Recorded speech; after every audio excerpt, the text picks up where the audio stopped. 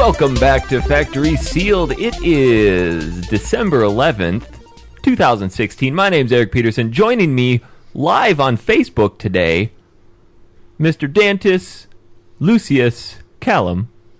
Hello, it's nice to hear from you, Ericolius. Quite. We've also got Iggytom.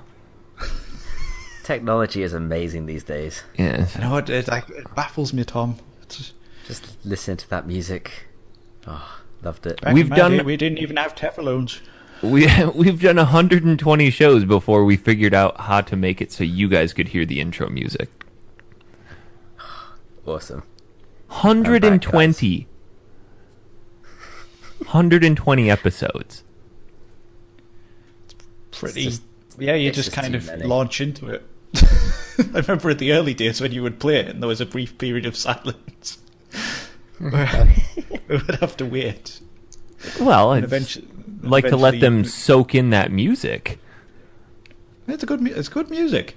It is. I dance every time. Yeah, we paid always precisely $0 for it. Shh, don't say that. Shh. I mean, by zero, of course. I mean, a pretty penny. I have good news. The live feed is working. Quite. We are on our Facebook Facebook can hear us. group page, which required a little bit of technical trickery to get to work, but I got it. He just banged his head against the keyboard until it worked. I mean, shit happens sometimes. It wasn't my head, though. It was other bits and bobs. Feet. Mostly bobs, not really bits. You know, the licorice torpedo nipples. My licorice nipples? licorice torpedoes. What is a licorice torpedo? like a big kind of cylinder-shaped licorice sweet.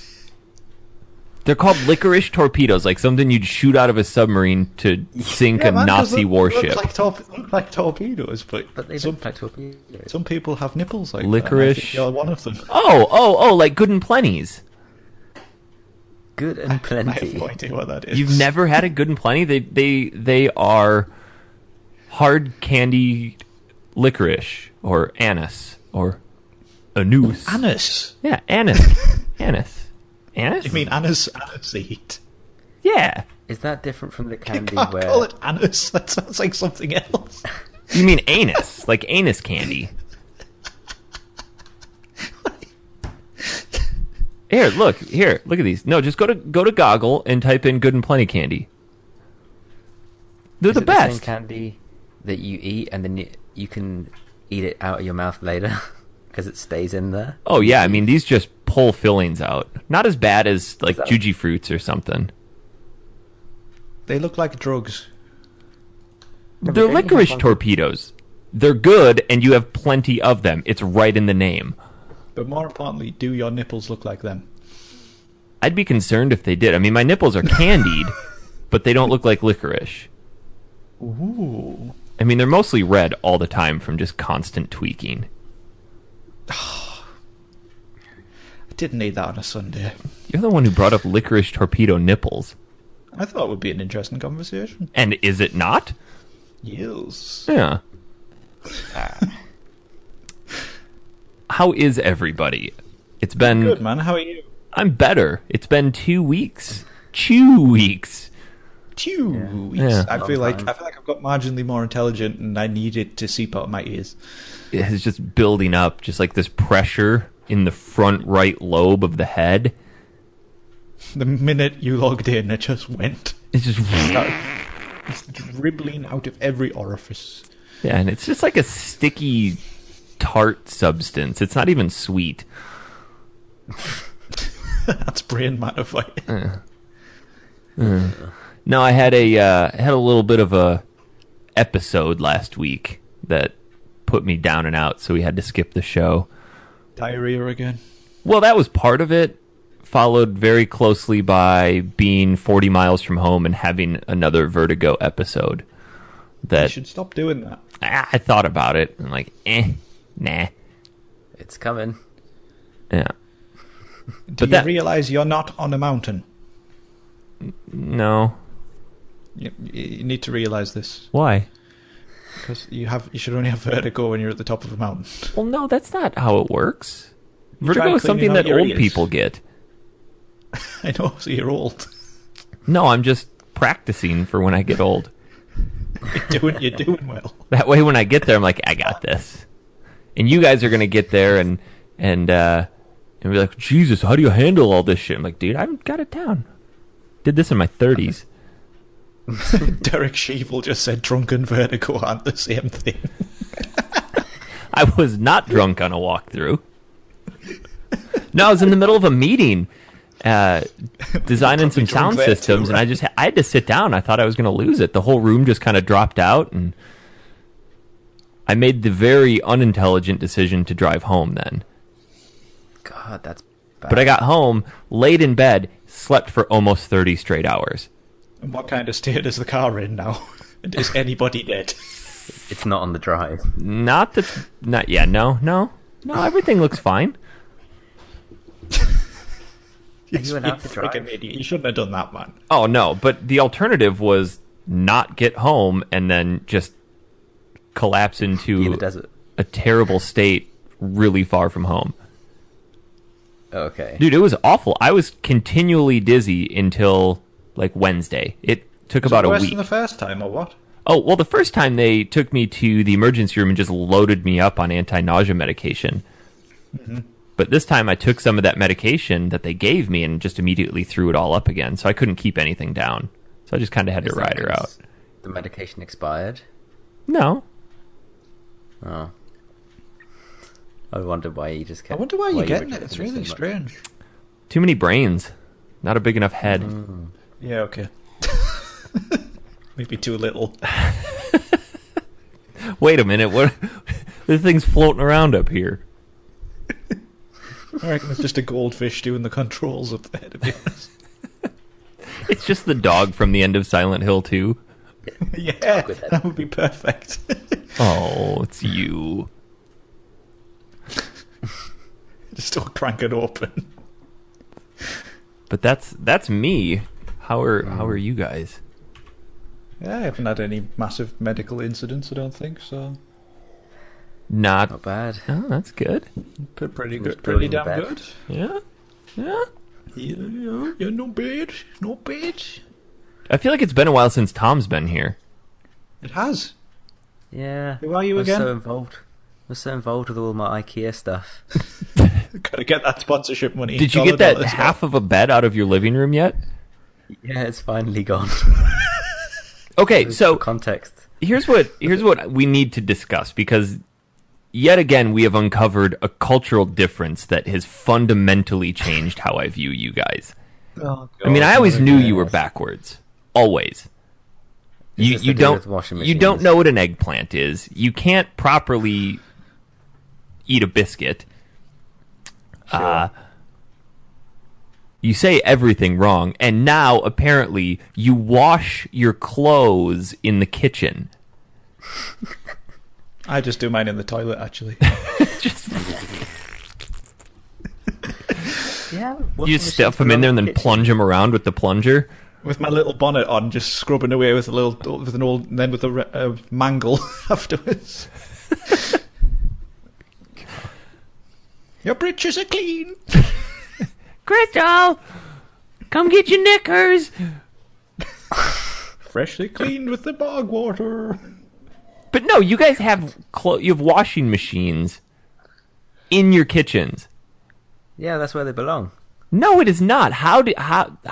Why? How? It connects to the water mains in the kitchen and then sits under a worktop. What if you accidentally, or just maybe not even drunk or just in a hurry, throw all your dishes in there instead of the dishwasher, which is next to it, and you turn it on, you leave for the day, and you come home, and you want to make dinner, and you just open it up, and there's just a shitload of busted dishes in there because they were right next to each other, because the washer is not where it belongs.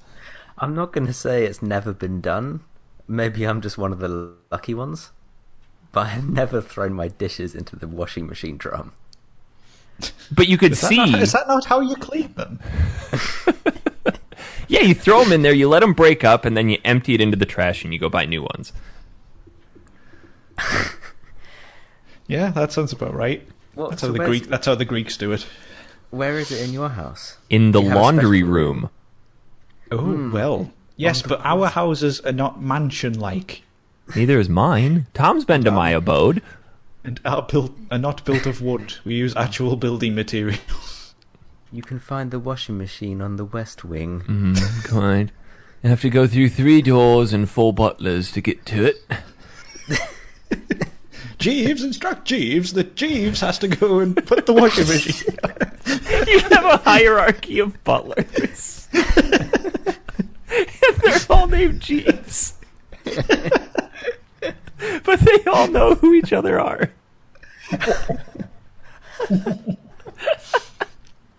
Imagine the process of getting one to pass you a toilet roll when you run out. Jeeves, yes. Tell Jeeves that I need a toilet roll from the other Jeeves. Quite, huh? But no, at that point, you wouldn't need a toilet roll. You'd have the bidet. Ah, the bidet. What a great invention. I'm still tempted to get that $300 one from Costco. I think you should get that stool that you put your legs up on. Okay, so there's a commercial on the radio down here for the Squatty Potty, which we were talking about. The whole commercial is all about, give the gift of better elimination for Christmas. Squatty Potty raises the legs and relaxes the colon for easier elimination. Easier Who elimination. calls it elimination? I don't... Could you imagine? What are these marketing people thinking? Darling, hang on. I'm going to go eliminate myself before we go out. Honey, what do you want for Christmas? Good question. Perhaps, I know, I would like better elimination for Christmas. Oh, I have just the gift. Here you go. Here's your One shit second, stool. Victoria. I would really like something that makes me shit better, please, for Christmas. 1 second, Victoria. I must deposit something. Well, when you go to... When I you imagine go... you stand up after you're done and you go, eliminated. Finish him. Flush. Unflushable.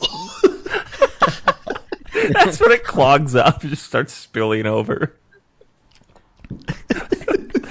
Did we just make a Mortal Kombat toilet reference? We invented a new realm of insanity. Just when I thought we couldn't get any dumber. We always can. But no, that commercial is very close to that homeowners one that I was telling you about before, Dan. What was that one? This guy just comes on, he goes, "Homo nerds!" And it sounds like he says homo nerds, but it's homeowners. Is that not just what you want to hear? It's just like, pops right into it. Gets my attention every time. Hey, you know the advert, don't you? Yeah. And it's followed right up by the Squatty Potty. Squatty potty. I'm tempted to buy one at Bed Bath & Beyond, 20% off. And see if it really relaxes my colon.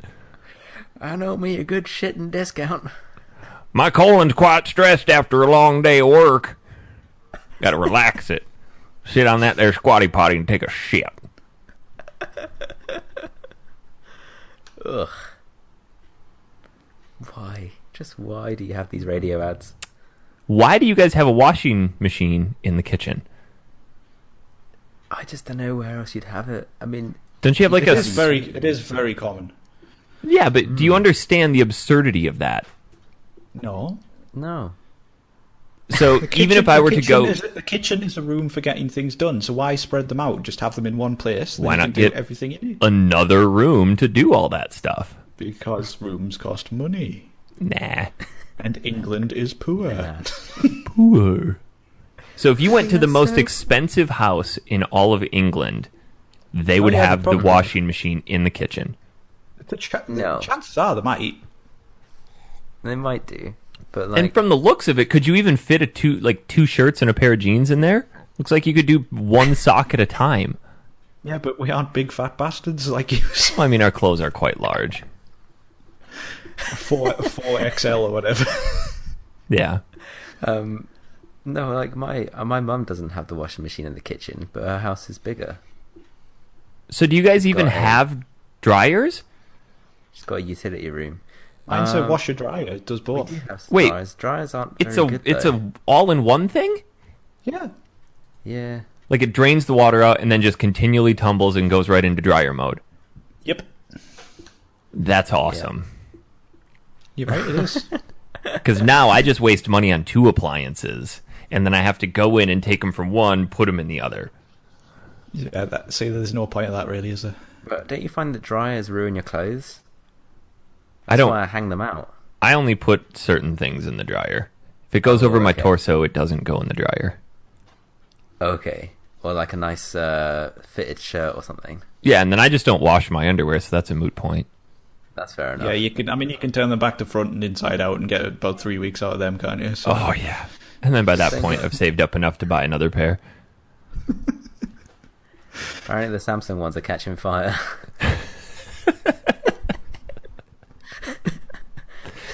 Excellent. Slight issue. So I'm wanting to buy a Samsung TV next. Should I be concerned? No, you should go for it. It just detonates? Sends shrapnel across the living room? It will eliminate you. Dan, you went super robotic there. Oh, no, not again. Classic I mean, Dan. He is next level robot. Like That is... Whew. I said it will eliminate you. Are you thinking of getting... It will eliminate you. Super robotic. Finish him. Finish him. What are you... Like, what's happening? I don't know. He's talking through a robotic filter. It's because he's in the kitchen. Oh, that's right. Yeah, I'm just chilling next to my washer dryer. Are you sat on the washing machine? So your Oh, it's voice is vibrating. I get I it. am. Oh, yeah. It's so bad. So bad. Oh my god. I mean, this rivals living at home Dan Curtis internet robot mode. I don't know what's happening. It's really, really bad. Weird. Any better? It's not like you're talking through an anus. Tom, how would that even sound? I don't know. Just like a fart. It does sound like a fart. Is it still bad? Yes, it's very bad. I don't know what's wrong then. Are you plugged in? Oh. Oh, you're on Or you Wi-Fi. wired. Awesome. Good choice.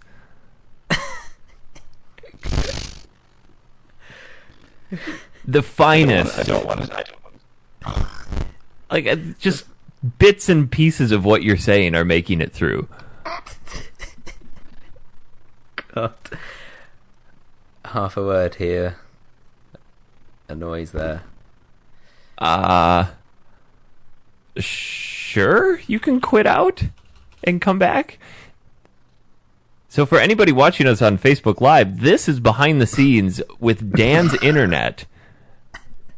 Brought to you by being a cheap bastard. Thanks.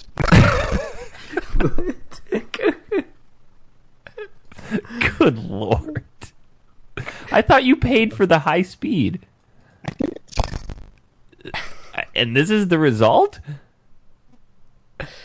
Fantastic. Oh, dude, I predict that this whole thing just gets destroyed with him bopping out and coming back in. Oh, dearie me. It's we'll see.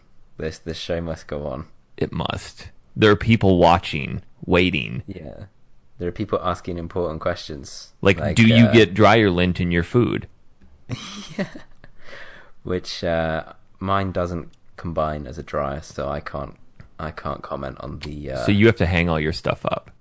Yeah. You have like one of those clotheslines that hangs out off your balcony, and you can air out all your dirty underwear for everyone to see. I don't put it on the balcony. It's just in the corner of the lounge. But So- yeah, it's one of those rail things that you hang up. Since Europe or London is generally always cold, does it take your clothes forever to dry? No, our flats are pretty warm. Takes like half a day, maybe. Ugh. Am I working now? Yeah. Hooray. I guarantee whatever you just did is going to destroy the recording. Probably. Yay, You Dad. told me to quit. I didn't tell you to do anything. Yeah, you did. I'm glad you quit. I don't know what happened.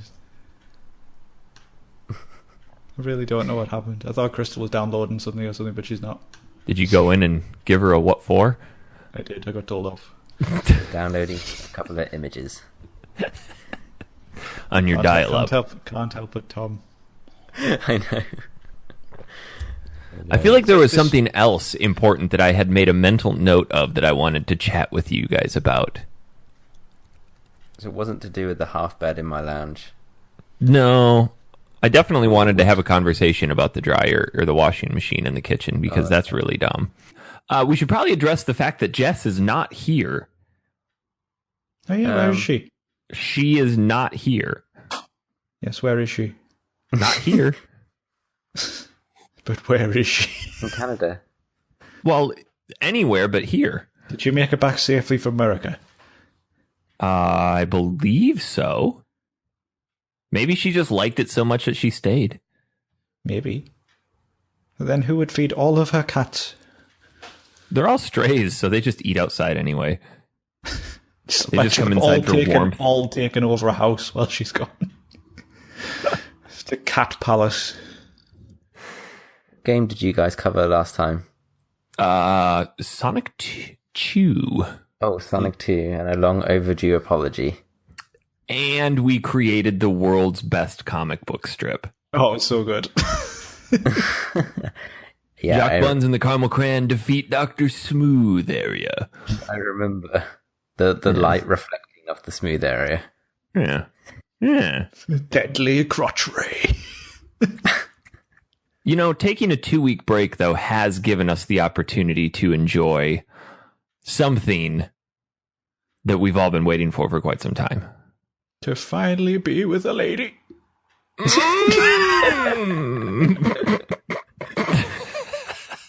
To spend some time with our loved ones. A lady. She was so pretty. I felt the warm embrace of a female. I thought you were going for something else there for a second. Like what? What? Yes. Like what? Like the warm embrace of a virgin. A vagine? Yes. A vagina. No. No. No. Guys, it's important to note that we are here 10 years after we became excited for this game, and it's now here. Well, technically, not Crazy. the same game. Technically, no, but because we like big numbers, 10 years. A long That's time. insane. I never thought would happen. I remember being excited about this game when you and I first met 5 years ago. I know, right? It's mental. A decade of just sitting there waiting. Suffering 10 through years. Final Fantasy 13. Yeah. I just It's spoiled been what I just spoiled what it is. We haven't even said the name. Now everybody knows. Pokemon Sun and Moon. Yes. Oh, It's shit. the last. No, It's the last Guardian. I wasn't talking about Oh, Pokemon. God. Yeah, it's been an incredible end of the year for games that we thought were just gone. Yeah. If only Half-Life 3 came out and then it would complete the Holy Trinity. And then StarCraft Ghost. Yeah, that would salvage part of 2016. Oh, yeah. What a year. Yay. I was genuinely afraid that based on how this whole year had been going up till this point, Final Fantasy 15 was going to come out to just a resounding turd. Yeah. Yeah. I was Yes. actually afraid. I didn't think it would be. There was so much riding on this game. I wanted it to do well so much. Like, not just because I'm a Final Fantasy fan, but because it's been so long in development. And then Duke Nukem Forever is an example of a glorious turd of a video game where you can literally draw with a turd on a whiteboard. Best part of the game. And it happens in the first 30 seconds. Yeah, it's mental. And it's finally out, and I've been playing it to death since it come out. Yeah, you've Yeah, been hitting I- it hard. It's what? I was just saying you were hitting it hard, Dan. I was hitting it hard. I really have. I've done 30 plus hours. Oh, yeah. You know Oh, the it, game. boy. The game. Not. No, I was talking about the other thing, 30 plus hours. Jesus, aren't you sore? Little bit, but you get past the pain barrier if you keep What a going. stallion. Just keep going. Good What a Lord. stallion that man is. Just ignore the blood. This is a lovely flat with 2 bedrooms. Ignore the rooms that looks like it's been attacked by a ghost. And the man in there. Hey, guys. Want to rent the place? This is the beating room. Oh, There's nothing left. Oh, gross. I'm taking you guys down a dark path again. It's not hard. It's nearly as bad as the time you peeled back your foreskin, Tom. Oh, do you remember that? It's like every conversation we're on, it's just this really narrow path that any misstep is just a colossal drop into a dark area. Exactly. You've got to be so careful how you word something. Oh, If you yeah. want to keep It doesn't the take point. much. Yes. But no, Final Fantasy 15 is finally here. I opened the box and actually couldn't believe that it was real. Yeah. I got mine 2 days late. I couldn't have waited. Yeah. Oh yeah, I would have gone down to the store and bought it. Been like, screw it, I'll send the one back in the mail. I actually cancelled my pre-order because they hadn't shipped it out in time, and I was like, Yeah. I'm not waiting an extra day, so I just went and bought it instead. I cancelled mine as well, but then I didn't have much free time on Monday and Tuesday and Wednesday anyway, so It's been a convenient day to be ill, Tom. that's very true.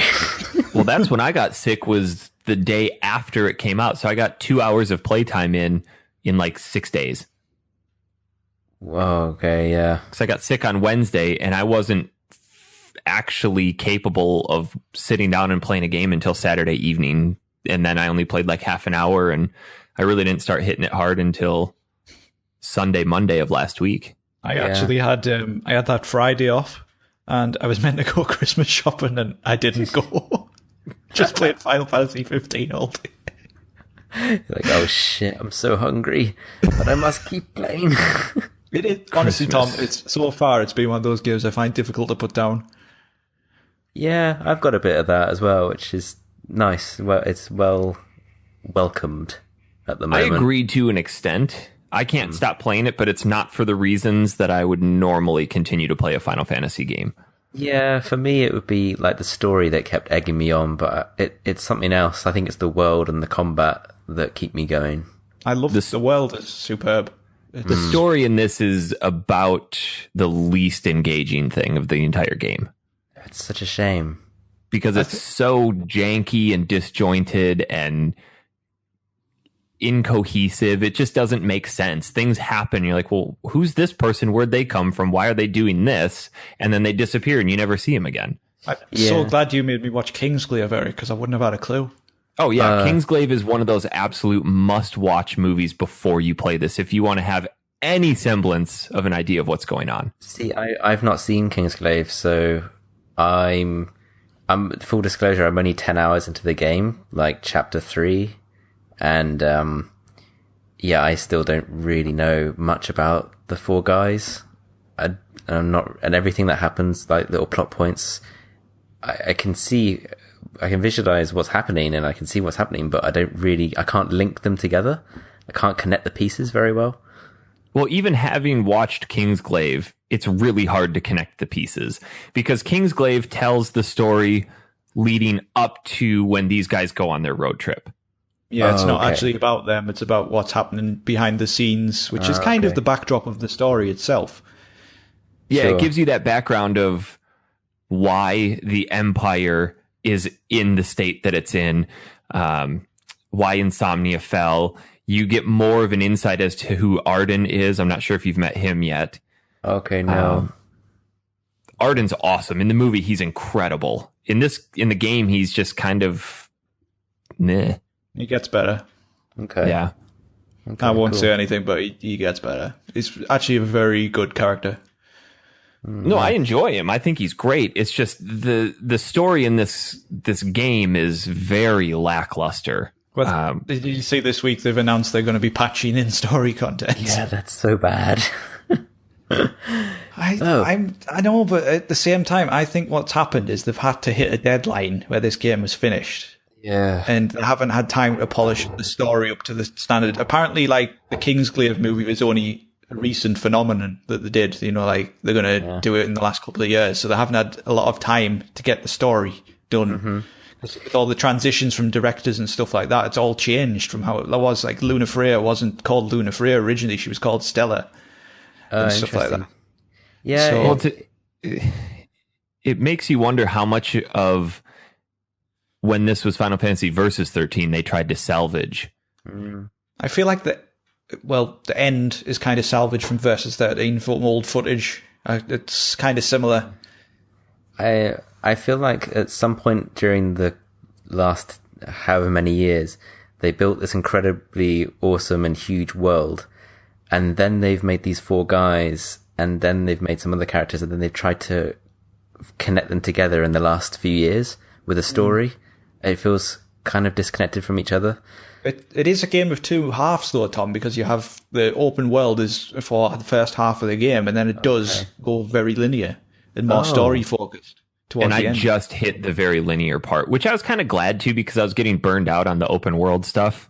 Oh shit! I didn't even know that happened because I think that's quite a nice transition into the more linear stuff because I'm getting a bit tired of constantly driving everywhere and all these side quests and stuff. I'd quite like a bit more. Until you get the flying car, my friend. So here's my thought on the world definitely feels big, but in the grand scope of other Final Fantasies, you have planets that you can fly around to different continents, and then you see the different cities, and you're this big avatar walking around on the continent, and you're kind of left to your own imagination to imagine what these continents look like on a more granular level.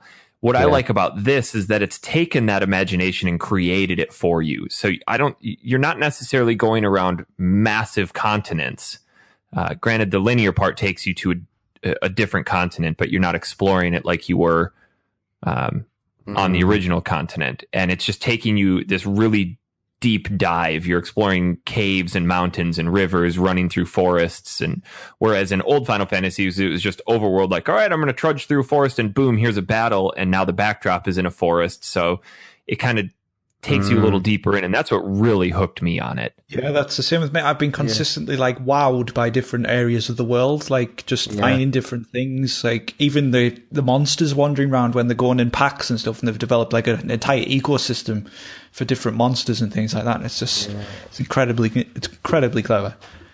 How do you guys feel that the I feel like as an RPG it's a bit more westernized, like it feels a little bit like Witcher sometimes rather than the traditional JRPG style?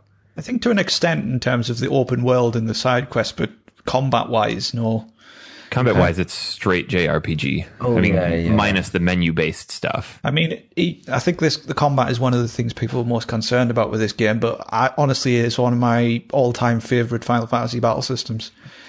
We had somebody who was, I can't remember who it was, and I don't want to dig through all the comments, but somebody made a comment concerning the single button to attack method, which I can see where that might be a concern if you don't delve deeper into the combat system. It's very deep, very strategy based. You can just go in and mash circle if you want, but you're going to get your ass kicked. You will. Oh, definitely. Big style, particularly if you go against something which is a similar level to you, you will die. Oh yeah. It's all about using the warp strikes and then the warp points and the techniques between you and your other partners and blindside attacks and midair steps. Linking up and stuff. Yeah, I like, there seems to be a lot of depth in the mechanics, but I wish that the depth was in the story more so.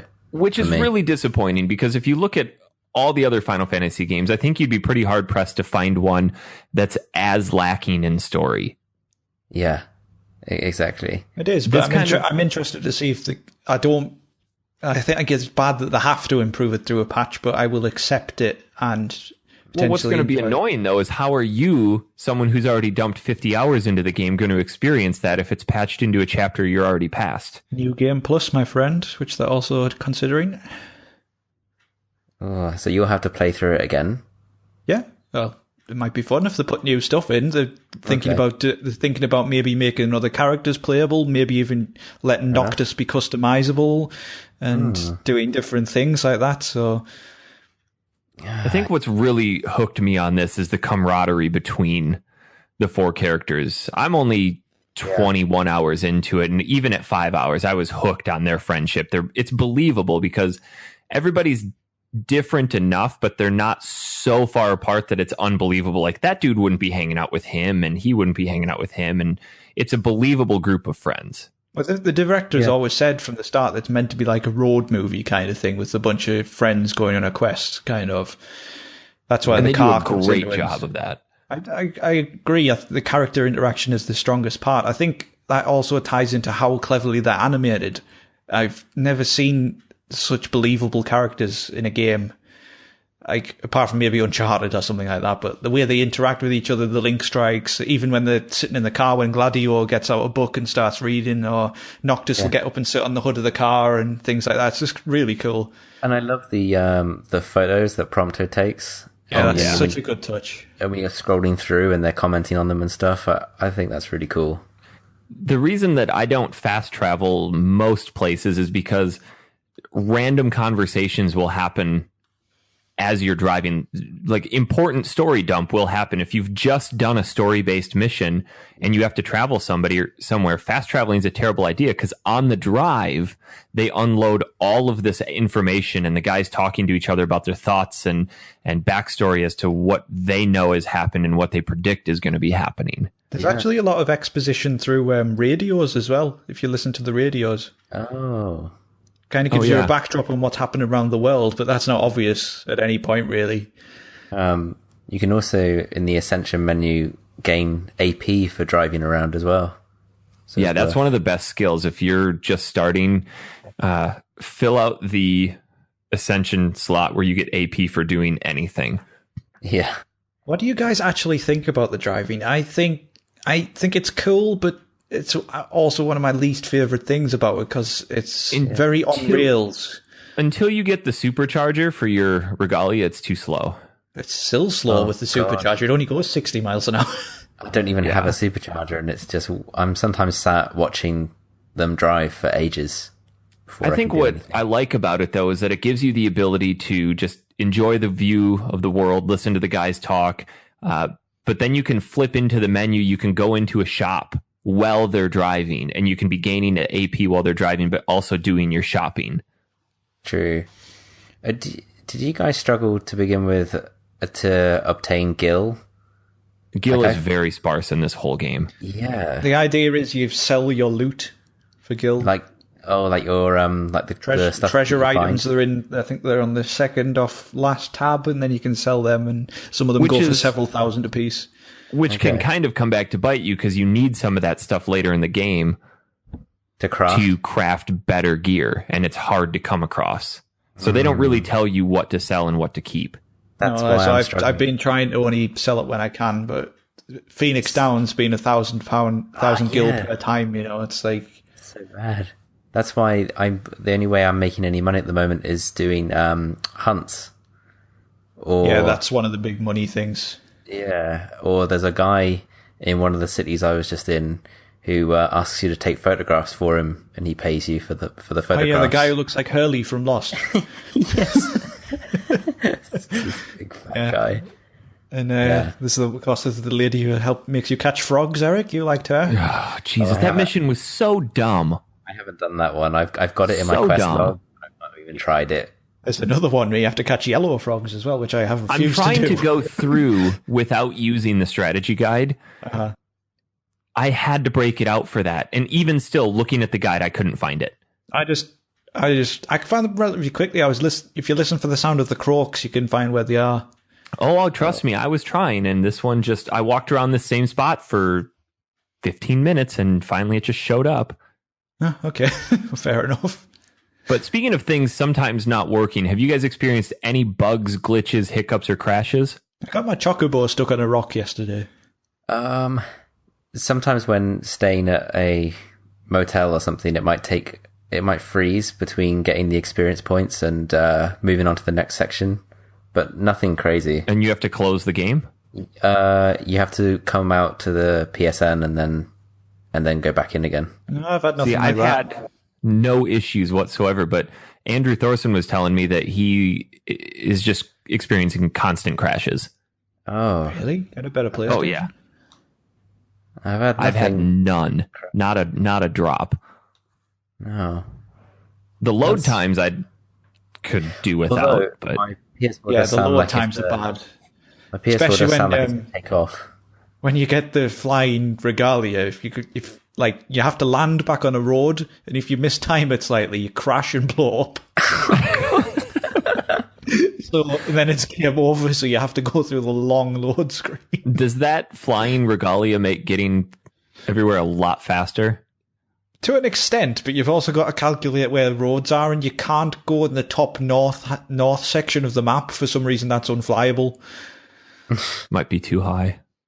And there's do you want me to tell you about a secret dungeon or not? No. I want to wait till we've all experienced that, because I've read from a ton of news sources that that's just one of the best things in recent I wasn't gaming. going to talk about the dungeon itself. I was going to talk how you get there. Oh, I hear it's very complicated. Yes, you have to fly the regalia to the top kind of section of the map, and there's kind of a yellow line on the road on the volcano where you can land. It's the tiniest road in the world. And I was trying to do it at night time, and I just missed 4 times. Then so I kept blowing up and going through the loading screen again. I was like, sod this. So then what? Because you can't actually get in the secret dungeon until it's nighttime, you see, and there's no way to skip to nighttime. So I had to land there at daytime and wait for ages in this area with really high-level monsters for the dungeon to open. This is a pain in the ass. Does I guess you're also using a physical copy as well of the game, because my PS4 sounds like a jet engine. Have you guys experienced? No, mine's fine. Mine's fine. Yeah, I haven't had any issues. You could fry eggs on mine. Good lord. Need a PS4 Pro. I'd be curious to see if the load times would increase or would decrease with a solid state drive. Yeah. Yeah,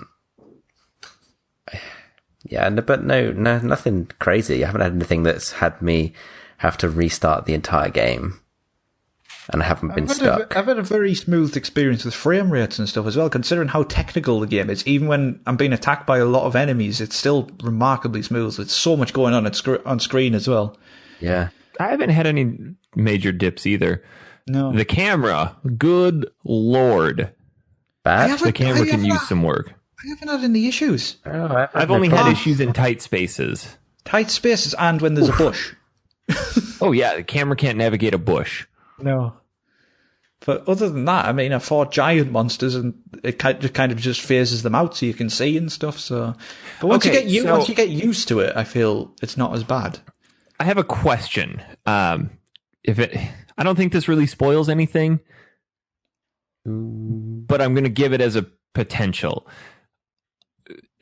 I found it very jarring when suddenly they're like, okay, now we're just on this quest to capture all of these Archeons.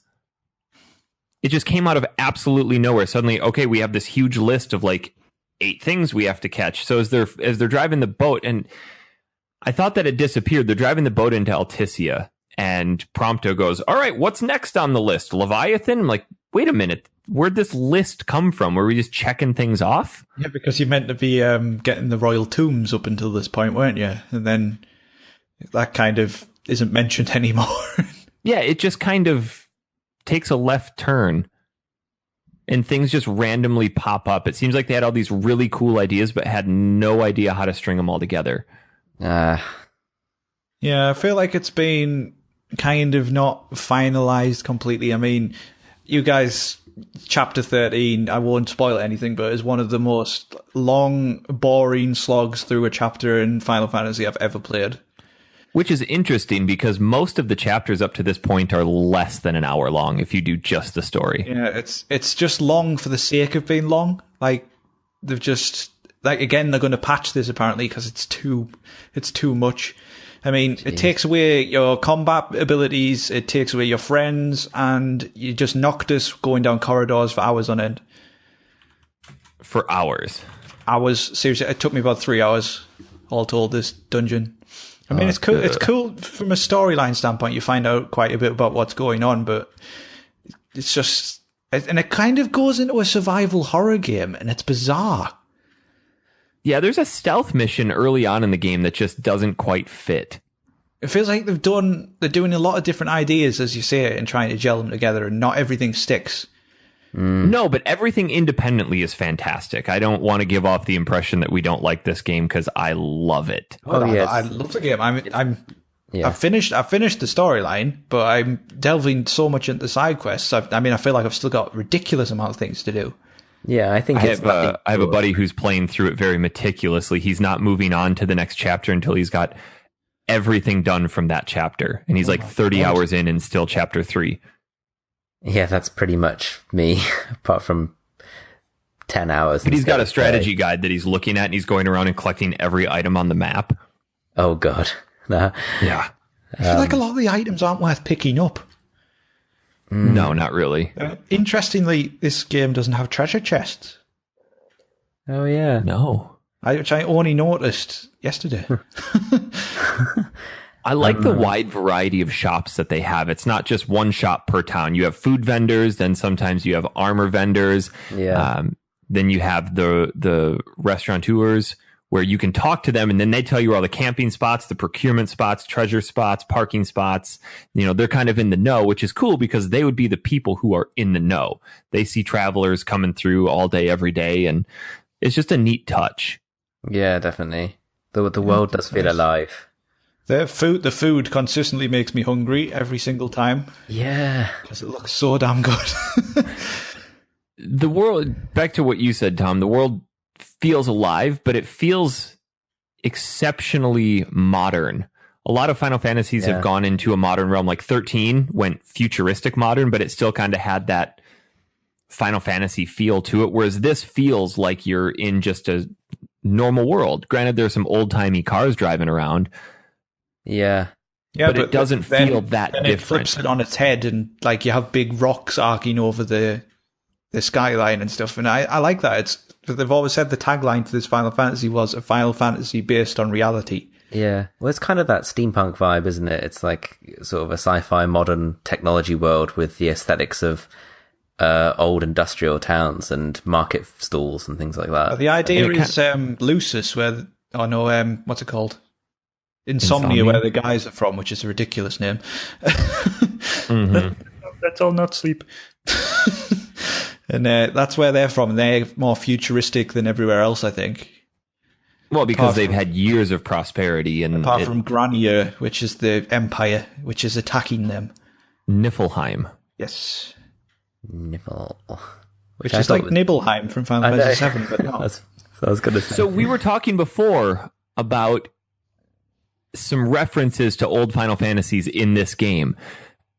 And I only caught it in very quick passing. The Chocobo tune's in there. The Chocobo tune is in there. I love when Prompto hums the victory theme. Yeah, that's a good tune. Oh, yeah. But Aranea Highwind, obviously a throwback to Sid Highwind, but there's a mission where you're walking into a tomb with her, and there are some guards outside. And as you're walking down, she mentions that their names are Biggs and Wedge. Yeah, Biggs and Wedge are always in Final Fantasy.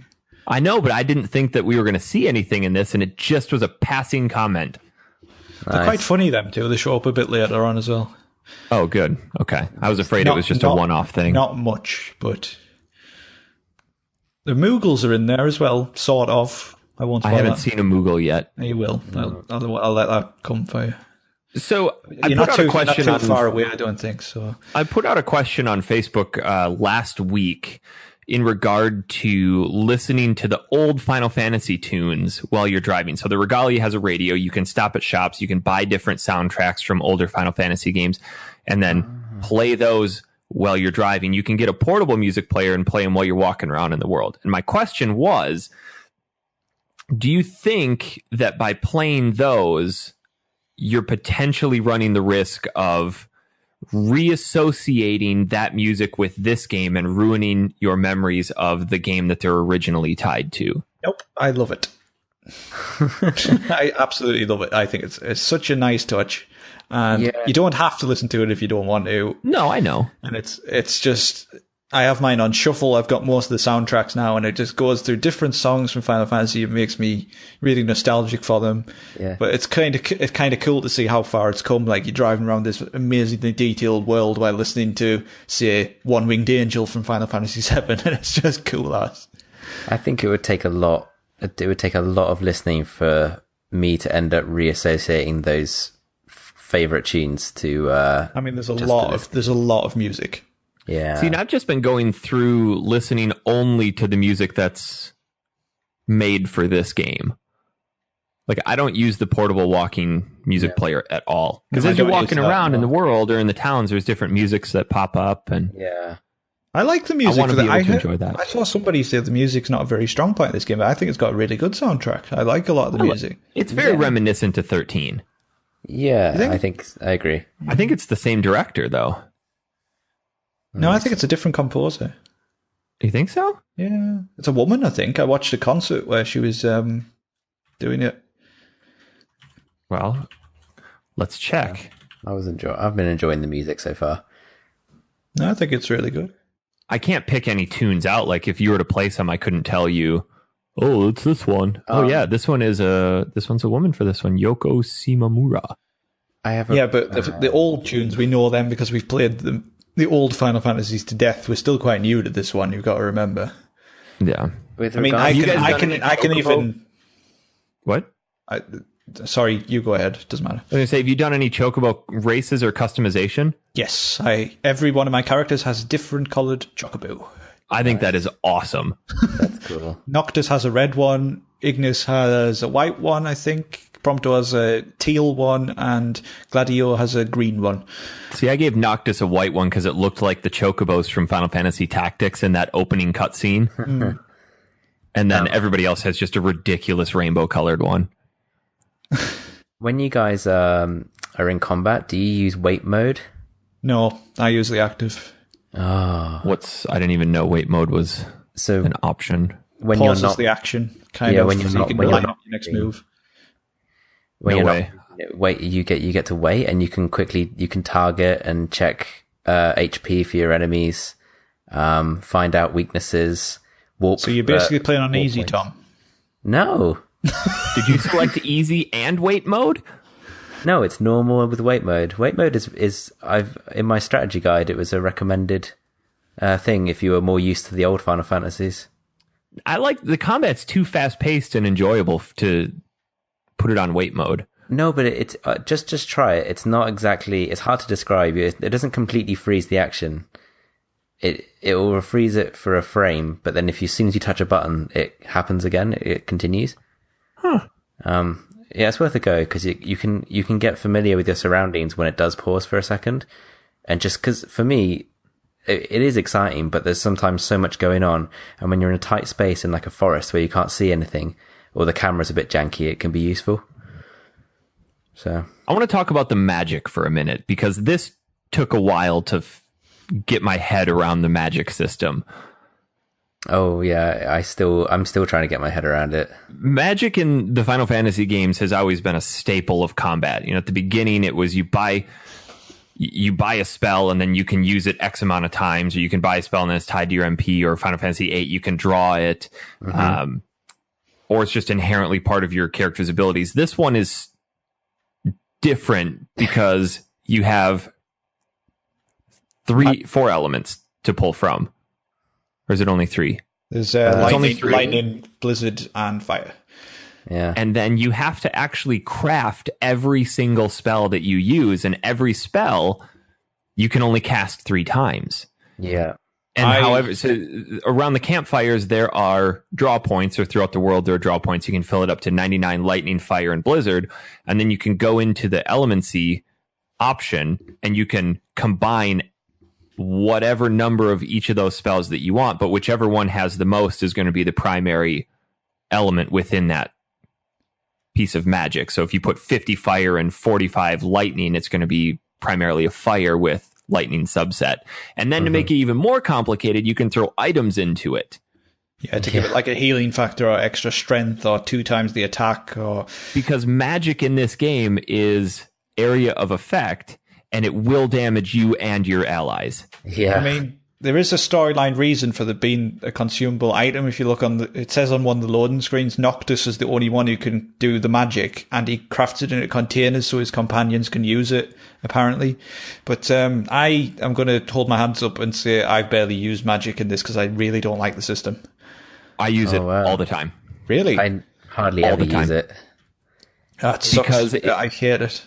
So sometimes if you stumble into a dungeon that is too high level, but you still want to get that Tomb of the King at the end, I did that with Quetzalcoatl. I was way too underleveled for it, but I had 99 of each spell.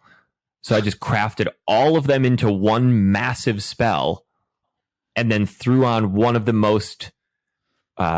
one of the highest items that I had available to give it like a 5-chain potency 260 or something. Walked in, cast it on Quetzalcoatl, and it took out half of his life. Cast Armiger and went at it, and he was dead. And he was like 13 levels higher than me. Wow. So you can really abuse the system if you want, but it's so cool. The magic is just awesome. It looks good, but I feel, why couldn't it have just been like a weapon where, so for example, it's like a stream of flame comes from his hand or something, and then after a while a gauge goes down. That would be so much better. Yeah. Nah. I like this.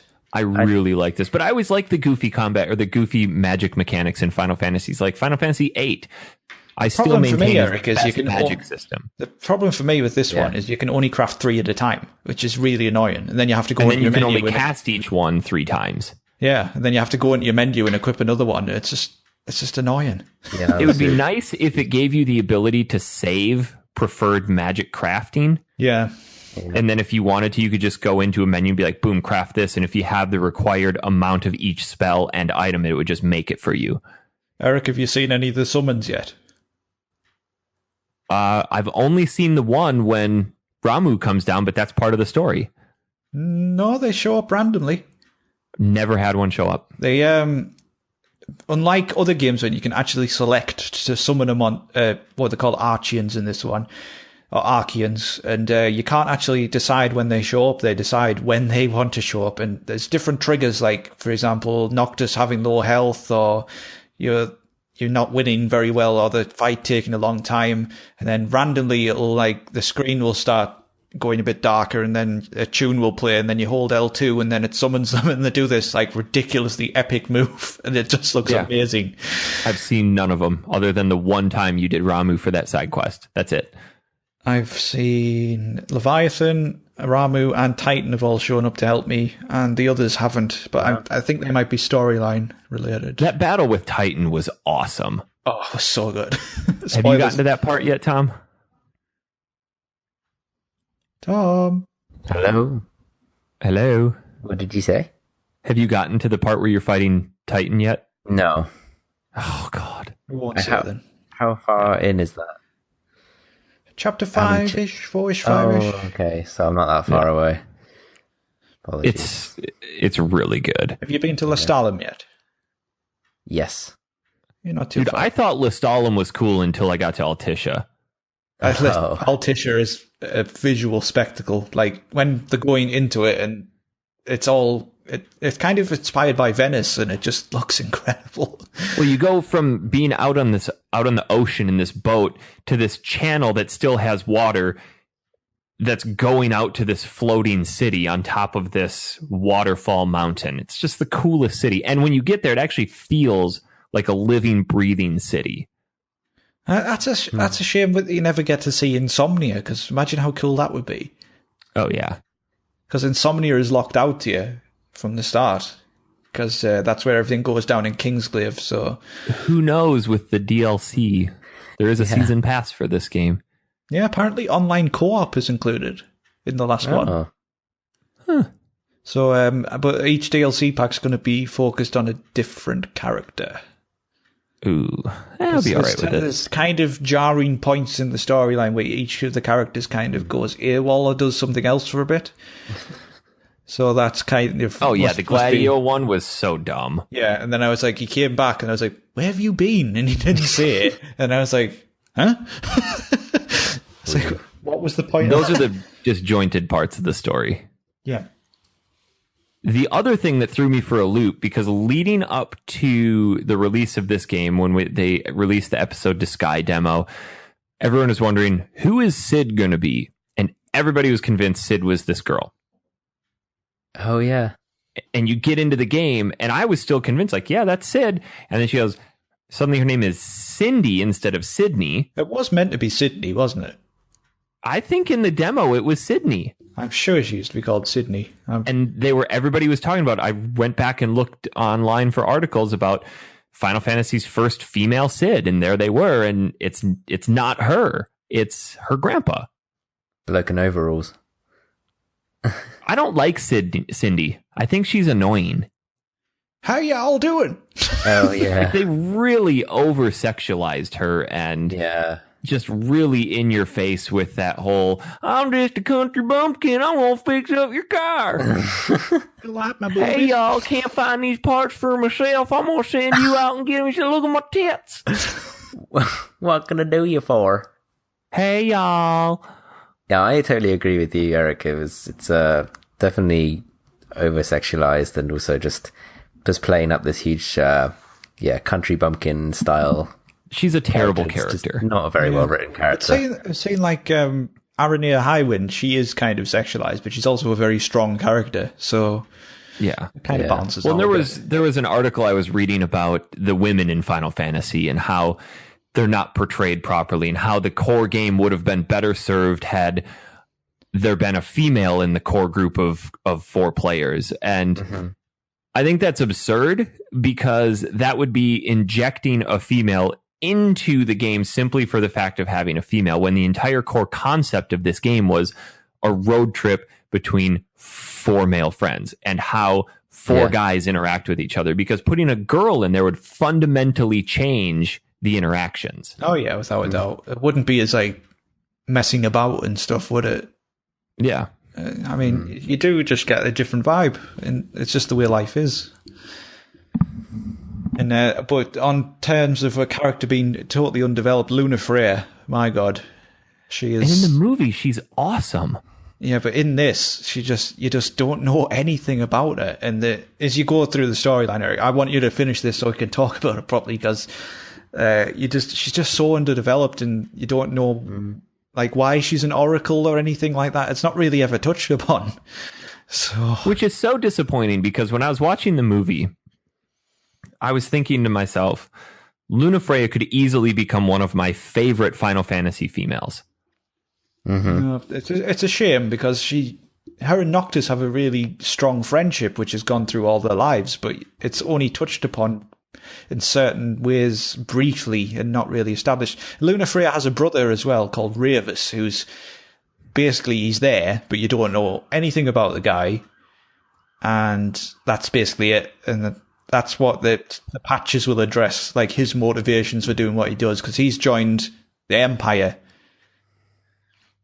Because where they're from in Tenebrae, I'm not sure. Tenebrae? Yeah, and where they're from there is being ruled over by the Empire. So they're kind of subjects of the Empire, but then he actually joins them, and his motivations just aren't explained. Kind of like Aranea, though, because she's talking about wanting to leave the army. Yeah. But we won't spoil any of that for Tom, like you ruined the end of Final Fantasy X for him. Oh, yeah. Well, he's not going to play that now, is he? So, No. I will tell you, though, that having played this really makes me want to go back and play some old Final Fantasies again. Like this game has just reignited my love for the series. I've always been a colossal fan of the series, but this has really brought me back into, I want to go back in and dig through more of these games again. Well, I'm excited to see how they're going to move forward from this, because this feels like a good blueprint for how a Final Fantasy could be going forward. As long as they don't continue doing the MMOs. I played a lot of Final Fantasy XIV, but we need a solid Final Fantasy experience, and I think this delivered it, because there was a lot riding on this game. The franchise was essentially riding on the success of this game. Oh yeah, without a doubt. And what would you think if they used a similar kind of style for Final Fantasy VII Remake? with not necessarily the same combat, but with the world map being open. I think it would be great as long as they don't put in a car mechanic where you have to drive everywhere. It could be Cloud's G-Bike. Or the buggy that you get from... Or the Highwind. I think it would be really cool if they made it a big open world, but not as massive and sprawling. So when you go from Midgar to, what's that first town that you go into called? Calm. And then from there you go to the Chocobo farm, and just, you can walk between these, but it's an expansive world and you're down in third person behind them, but it doesn't take you as long to walk as if you were to walk between the cities in Final Fantasy 15. That takes forever. Yeah, I mean, from what I've seen from the footage they've released so far, they've kind of got similar mechanics going on. Like, can you remember from the PSX trailer where Cloud was ducking under things and like crawling through gaps? And you have to know they're using the same engine. Oh, yeah. Apparently they're not. No. So I don't know, but that probably won't see the light of day for about 4 years. So the only thing that worries me with that is it's been developed by CyberConnect, who've never. Yeah, but under the tutelage of Square Enix. Is it not? Yeah, but the director of it was the guy who was in charge of XV, and they're being left alone to get on with it, apparently. Because I remember reading about when they were going through their hiring process for this, and they were purposely telling people, I could be thinking of a different company. Maybe this was for... Yeah, I felt like they had to put all their best guys behind the success of 15 and, of course, Kingdom Hearts 3. And I think they might be re-releasing as well all the Kingdom Hearts games for PS4. I feel like this is why they haven't mentioned Final Fantasy VII Remake of PSX this year, because 15's just come out, you see. Yeah. So, but apparently next year is the 30th, 25th anniversary of Final Fantasy. I can't remember which. Oh, and apparent rumor has it there is going to be maybe Final Fantasy VII Remake and also a Final Fantasy collection, which would put together 1 to 10 on one disc for PS4. Whew. Oh man, that would be so cool. That's thousands of hours of gameplay. Yeah, next year would be the 30th. I mean, they've got to have something planned for the 30th, right? Out 12, aren't they? A remaster of 12 for PS4. I can't wait for that. Which would be great because I've never played 12. So. I have. It's good. So based on Final Fantasy as a whole, we all kind of go through these games and pick out our favorite moments from every Final Fantasy. You talk to people about 6 and the opera scene might be their favorite, or when Kefka poisons everybody. What do you think, from what you've played so far of 15, what do you think might stand out as some of those really important memories that you kind of associate with 15 5 years down the road? I would say either the summons or the dungeons, and maybe Altissia, because that ride into Altissia for me already is solidified as this is a key point of this game. It's so cool. It is really good. So I'm looking forward to that because I haven't had any huge wow moments just yet, but I have done obviously the first dungeon, and once I kind of got into the thick of that, I was, really enjoying the experience of. I think you guys will have a lot of love for some of the post-game content as well. You know what? Yeah. At the end of the dungeons, there's always a really big boss. Yeah. And have you guys played Dragon's Dogma? Yes. No, I've not. The dungeons feel very similar to Dragon's Dogma. I've played Dragon's Dogma like 1,000,000 times and not got very far. It's so hard. Well, the fast travel system is garbage in that game. The fast travel system in Final Fantasy 15 is garbage as well. It costs money. And you can't always use it. There's ways around it. If it's a place you haven't been, then you find a place really close that you have been, fast travel to it, and then do the 30-second drive up. Yeah. Oh, yeah. I think for me, something that's going to stick out are the camping scenes. Oh, I yeah. love the camping scenes. It's good. In general, because that's where you really see a lot of the camaraderie between the guys. They're sitting there playing cards. The one that I just saw today for the first time, they were all just sitting there on their cell phones, not talking, just flipping through stuff, looking at their phone. They actually play a game on their cell phones called King's Night, which they talk about quite a lot. I've actually had Prompto one day go, he went, this is just like being in an RPG. I was like, yeah, it is. I like that. Yeah. That's a nice. I think my favorite comment came from Noctis when they're going through the first dungeon where the flans pop up, and he goes, "Ugh, I hate mushy dessert." Yeah. Just the conversation between the guys. And what really, the first game I can think of that sparked that, or that I remember, was Rogue Galaxy. Oh God, but the repeated conversations. I'm getting a lot of repeated conversations on this one as well. So at the time, though, Dan, in 2005, it was a relatively new concept, and it was really cool for them to be talking about the story as you're continuing through the game, and it's not just this static plot dump. I had something very random happen with Noctis when I was in a section where he was by himself. I was jumping across some platforms, and every time I would jump across one, it would say like, cake. And I was like, what? It makes no sense.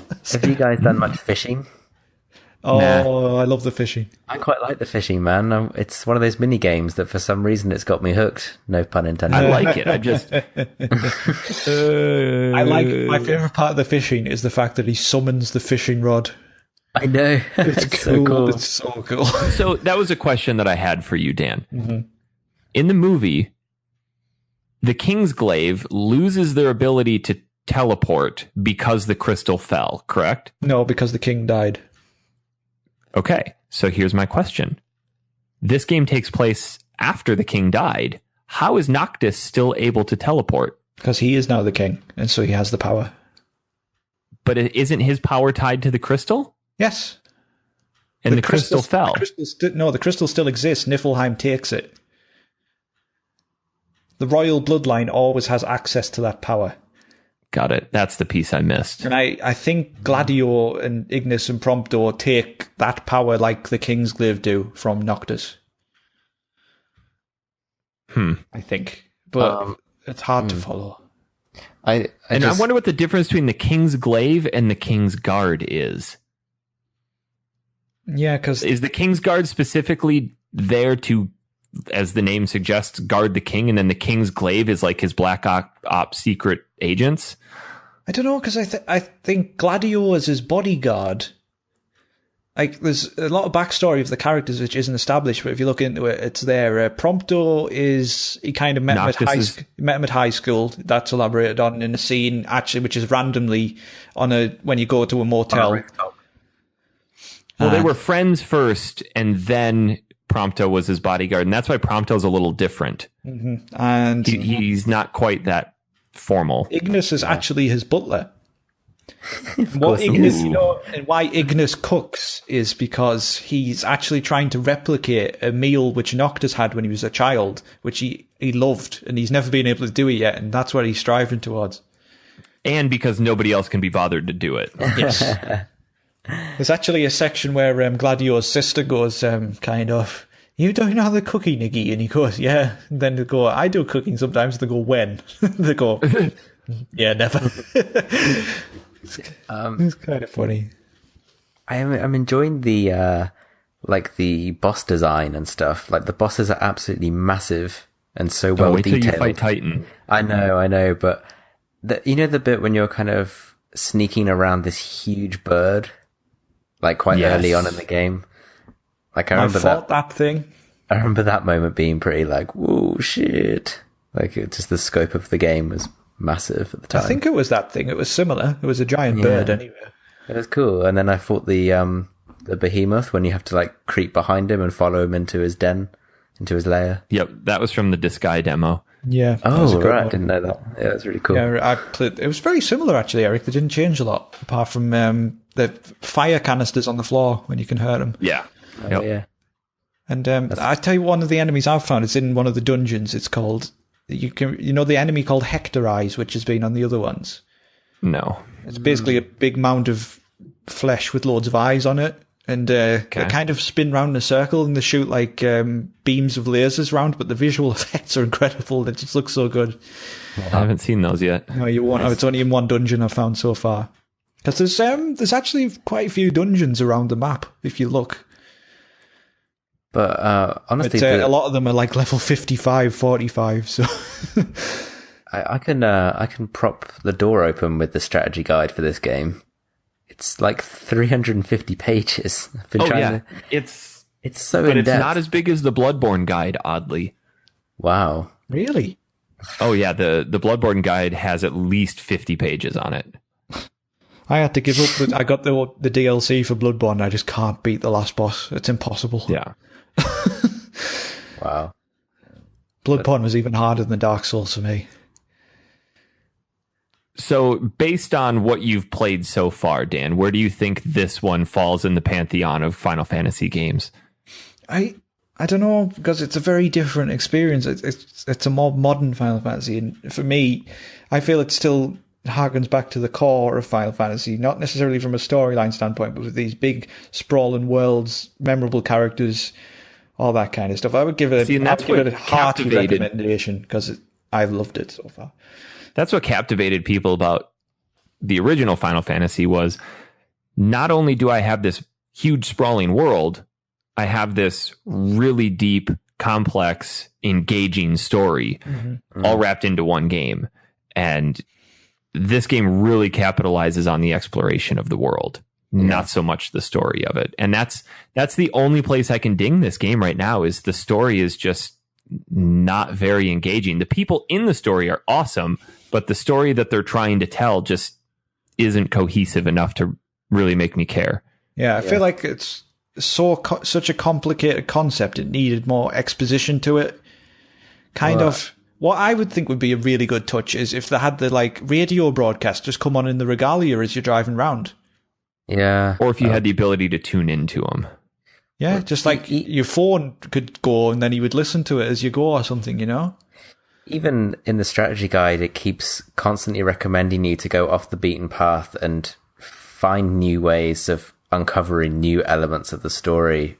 But to be honest, they're just small little tidbits here and there that don't add enough to really flesh it out. The best ones I've found come from when you camp at certain locations.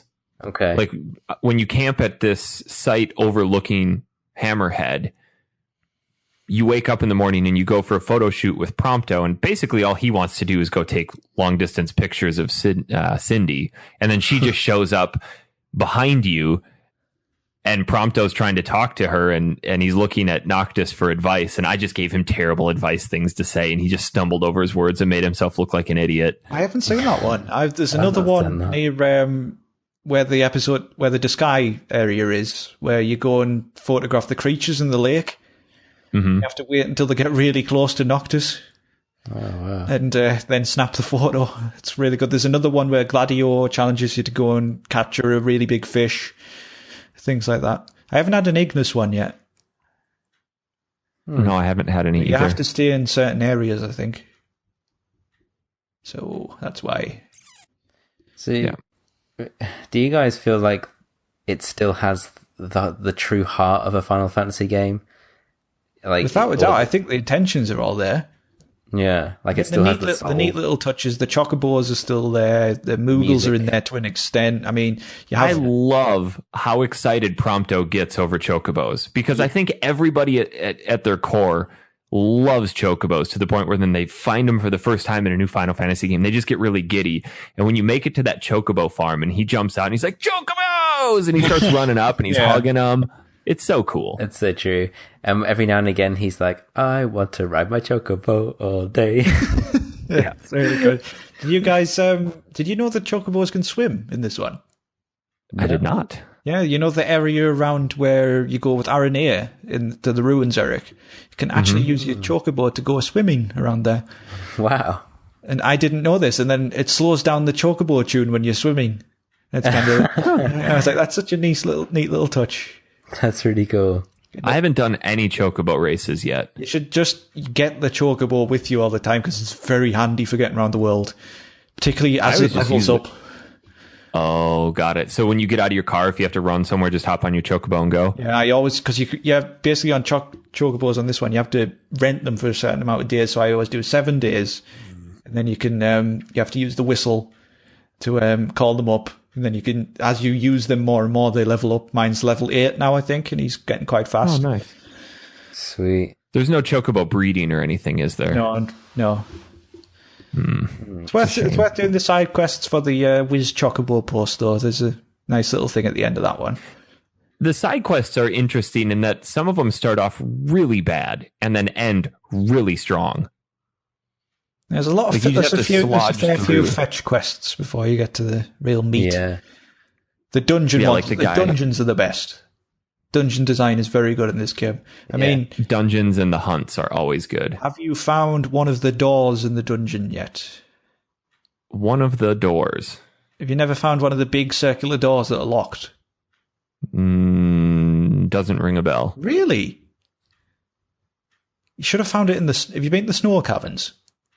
Yeah. You should have found one in there. If you go a bit further in without leaving, there's a locked door and they go, how do we get through here? And then they go, one to look at later maybe. And I still, after the post-game, don't know what is in them doors. Oh, yeah, I did find that because I didn't know how to open it. Yeah, and I was like, I'm looking forward to coming back here later, and I still don't know how to do it, so... I'm just trying to get through the story that I can just enjoy the post-game stuff. That's what I did, but you accused me of rushing it, so... It's just because I wanted to make fun of you. I know, but that's why I did it. I wanted to get to finding the secrets of the world. Plus, in looking at the strategy guide on the maps, there are little green circles that are items that only appear after you beat the story. Oh, really? And they're really strong weapons and stuff. There's a smithy who unlocks at the end who has his own side quests for powerful weapons, unique monsters and all that. I haven't found myself switching gear too much. What weapons are you using? I don't know the name of it, but it's one of the King's Tomb weapons. I never use those because they drain HP. Yeah, me neither. I haven't had an issue with it because they're like 680 attack. They're so powerful. Oh yeah. I have sword on my up thing, and then I have left is what do I have? A big great sword. Right is a spear, and then I use my down one for a special move or something. See, I found no point in having multiple weapons because it's not like that weapon does anything special for certain enemies. It's just find the one that has the highest attack. No, it isn't. Certain enemies are weak to different types of weapons. I just take the one with the most attack and hammer away. If you unlock Ignis's Analyze move, you would know this. I have his, but I use Regroup. No, it analyzes an automatic move. It's not a technique. Oh, I know. Yeah. So, yeah. But there's a lot of depth to the battle system. It is one of my favorite battle systems so far in a Final Fantasy game, just because it's so fast-paced, so unique. I feel like it's Advent Children in a game. Yeah. It's a bit like Crisis with the jumping and flying around. Yeah. And I really like it. It might not be for everyone because Final Fantasy purists go, it's not turn-based, but if you think about it, really, it hasn't been turn-based since about 10. And even 10 was starting to drift away from that with being able to swap characters in and out. Yeah, I mean, every Final Fantasy is different. 13 is... I loved 13's combat system. Oh, yeah, 13.3 was great. Lightning Returns. The combat system was great. They had a bad storyline as well, but oh yeah. But the characters are better in 15. Yeah. Like I like how Noctis could quite easily be all emo and like really whiny and stuff, but even he is a bit more sullen than the rest of them, but he still comes across as a really likable guy. I'd like it if you could put different clothes on him. The DLC that I have, or the pre-order bonus, was the royal raiment, and it puts on like this really nice 3-piece breasted jacket. They do have. He's not running around in like his grandma's knitting sweater. Have casual outfits. Yeah, they're still just kind of. They look like they belong in a metal band. Yeah. Yeah, but it's apparently their King's Guard fatigues or something. So. What, no undershirt, roaring abs, and all black? But Noctis sometimes takes the piss out of Gladio for having his shirt open, which is quite funny. Yeah. Oh, speaking of Gladio, back to the part where he kind of disappears. He comes back and he's all beat up and got scars all over him. Yeah, so God knows what happened to him. That never gets resolved. The bit where he comes back, I was like, yeah, that's Gladio, straight away. Oh, yeah. Hunter went in, oh, good, I'm going to reunite with Gladio. Awesome. Nice. He's like, you sound familiar. Oh, no shit. So overall, I've been very pleased with it. I think it's definitely been worth the wait. It's nothing short of a great game. There have been a lot of people that have been on the fence about buying it, and I'm hoping that we can convince them to take the dive, because as you load the game, it says a Final Fantasy for fans and first-timers. Yeah. Would you agree with that? I Absolutely. would. I feel like it's approachable enough for somebody new to the series, but it still has elements which people who love Final Fantasy will love. I agree. Because a modern gamer is used to something like The Witcher, open world, lots of branching side quests, tons to do, a lot of choice. Whereas Final Fantasy purists want that deep combat system with a lot of throwback to original Final Fantasy games. You know, your Moogles, your Chocobos, your Cid, And even your. Midgar Zolom from Final Fantasy VII. I saw that. Ridiculously strong. Oh yeah, I just ran by him and went, yeah, no thanks. Eric, You killed me in what's 7, the you're not highest getting me level this time. enemy you've seen so far? 54. 99 I have seen. Oof. Yay. And I also saw some level 85 Marlboros. I haven't come across a Marlboro yet. It's a boss. Yeah. So, but there is just ones wandering the world later on. I was like, oh god. So, with that being said, I feel like we should talk about some previous Final Fantasy games and just like some of our favorite memories of Final Fantasy games as a whole. Dan, I think you put a comment out or a question out on the old Facebox for that. Yes. I'm not sure if we got too much response though. We did. Did we? Oh, yeah. So what's favorite moment, scene, or section from any Final Fantasy game and why? Christian Logothetis says, for me, I'd have to say the opening of Final Fantasy VIII. Very few games have immediately grabbed my attention the way that game did and continues to do. Never realized that in less than 30 seconds, I could go from having no knowledge of a character to complete loathing and hatred. So he's talking about the fighting scene between Squall and... Liberai Fatali, of course. Yeah. Which is one of my favorite Final Fantasy tracks. I love that tune. That opening is really, really powerful. And then you just come to learn that it's all training. But it sets that stage of just this constant conflict. Two guys who really don't like each other. Yeah, Squall and Cypher. Yeah. But it sets up that whole, like, Cypher is going to be the bad guy in this game, but technically at the beginning they're supposed to be working together. Oh, yeah, when you go to Dollet. Well, plus when that game came out, that opening cutscene was one of the most gorgeous things. Final Fantasies or Square's always been top notch on their CG. I feel like they've done it again with this one in terms of character animation. Yeah. It's amazing. All of this is in engine, right? Yeah, I think so. Yeah. I think they took a few scenes from the movie, like towards the beginning. They patched that in, actually. That's what they did when they were doing why it was delayed. They patched some of that in to try and give it even more context. So if that wasn't in, imagine how much it wouldn't make sense. Oh, back to the beginning of that before we go on to more memories. When you first start the game, there's that really weird opening scene where the four guys are running into this big flaming fiery battle, and then it just cuts into the game. Yes. Makes no sense, does but apparently there was a Japanese audio drama as a prologue that was released, that if you read through that script, it leads directly up into that and kind of lays a better groundwork for what the game is. No, if you play the game, you'll find out what that scene is. Yeah. Oh, you just play the game. Yes. It's basically like the start of Uncharted, where it's later on. Yeah. But it doesn't give you that impression of this is later on. Really? I can't even tell you how obvious it is. Did you not notice they look different? Well, yeah, Noctis has this weird stringy beard. Yeah. Yeah. Chad Hager put the opening of Final Fantasy IV is my favorite. Amazing opening to that game. I believe that's with... I don't know Cyril. The Baron Knight, the Knights? Yeah, the two knights, yeah. I think it's what are their names? is it Ian and Cyril? Cecil. Cecil, that's it. Yes. I like That's a that. great I like game. that. It's one I haven't played much, but it's when Cecil turns from a dark knight into a white knight about halfway through, and that's pretty Yes. cool. I like that. It's a really good game. I've been playing through the PSP version of that. Hmm. And then apparently the After Years But on the it as well. the actual opening of Final Fantasy IV is similar to the opening of 15. The Red Wings attack the city of Mysidia and steal the crystal.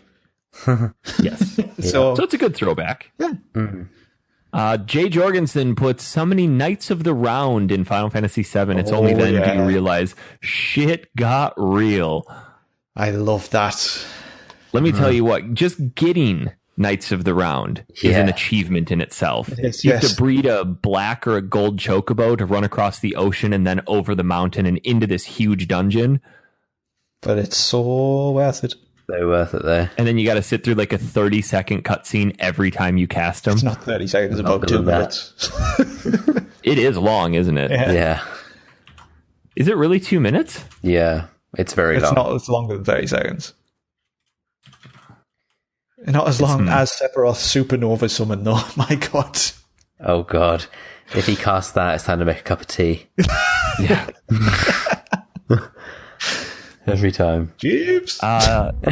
James Getter, that moment you realize Kefka actually succeeded in destroying the world in Final Fantasy He is VI. actually bang on with this one, because that hit me like a ton of bricks. I couldn't believe that had happened. Yep. Because up to then, you just kind of think Kefka's this insane person that absolutely nobody's going to get behind, but then he succeeds in everything that he wants to do. And the world after that is so different. It's just so cool how it completely changes the world. Yeah. I've only played through 6 once. I played through the first quarter of it a bunch when I was a kid, but never got further than that because I fell victim to the getting sidetracked with other stuff. I have a favourite memory from 6, and it is suplexing a train. I like the opera scene. That's a good one, too. Nice. Yeah. I think one of my favorite scenes from 7 is when you're going through Cloud's past and about the story With- of Sephiroth, and yeah, when he's like 16 and you fight that dragon and Sephiroth is just unbelievably powerful. Oh, yeah. I used to have an Exploder cheat cartridge which would unlock Sephiroth, but you couldn't control him, and he would just keep spamming the same moves over and over again. And if you accidentally moved one of your characters in the list, it would copy over Sephiroth, and then I had 3 Sephiroths with no control. Amazing. Well, yeah, I think that's important too because it kind of develops that sense of awe that Cloud has for Sephiroth, Yeah, and it's this wanting to become him. Yeah. It's this great plot dump that's so big that the Barrett says, "Shall we save?" halfway through. Yes, he does, yes. Tell us more, but perhaps we should save our game first. Tifa, insert the memory card. Insert the memory nipples. Yeah. Final Fantasy 7, I cannot pick a favourite moment because that is filled with memorable moments for me. One of the best memories, though, is when you get out of Midgar for the first time and this huge world suddenly explodes. Yeah, Because up to that point, yeah, you had open worlds, but they were just kind of big, top-down, not really large. But this one just opened up to a whole new level. and when I played 7 for the first time, I had no idea that's what happened when you left Midgar. I thought I was near the end of the game. Oh, because it took like 12 hours to get there. Yeah, so I was like, "Oh shit! That was the prologue. What do I do now? Look at this map, Still boy." reeling from the G-Bike section. Yeah. Oh god, what a scene! That cutscene So cool. when they bust out of the Shinra headquarters. Yeah. But before, I remember watching advertisements for that on TV going, this is it. Games will never look any better than this. my God, Amazing. I always remember him going up the stairs in Shinra building. Yes, that's a really good scene. You can miss that if you go in the elevators. because you get the option to go either bust in or go sneaky. Yep. Yeah. I remember showing my grandma that whenever that ad would come on TV, I'm like, Grandma, this is the game that I want. Come here, Grandma, it's on. And then we'd run out there and watch it together. And she ended up getting me that game. Oh, that's nice. Awesome. Yeah. I just remember everything from Final Fantasy VII, the cross-dressing. See, The favorite memory I have from Final Fantasy VIII, two of them. One is just because it's so stupid, is that the dance at the beginning when Rinoa goes up to Squall and goes, gee, you're the best looking guy here. And every time I saw that, I'm like, he's just got a disgusting pixelated face. It's the best. He is the best. But then that guy dance ever. scene immediately after is really cool. But my favorite memory, I still maintain that Squall and Rinoa is one of the best love stories in a Final Fantasy game. It's just that one sticks with me the most. But when they're up in the Ragnarok and that Eyes on You song comes on, and just that whole scene is one of the most powerful in the game. Yeah, it's really cool. Yeah. There's so many moments for me. I like the section of Final Fantasy VIII where it's the Battle of the Gardens. Oh yeah. That's really cool. And people are actually dying. I actually really like Final Fantasy VIII's final boss as well, because it's just a chain of 4 different bosses with really good music and really good fights. True. The ending of 8 is really powerful too. I can barely remember it. Yeah, it's time travel shit. 8 is such a disjointed game that it's so hard to follow. It's a fantastic story if you can follow it. I love it. It's my favorite. I don't have a lot of really strong memories from Final Fantasy IX other than the Stage show. story with Vivi and his grandpa.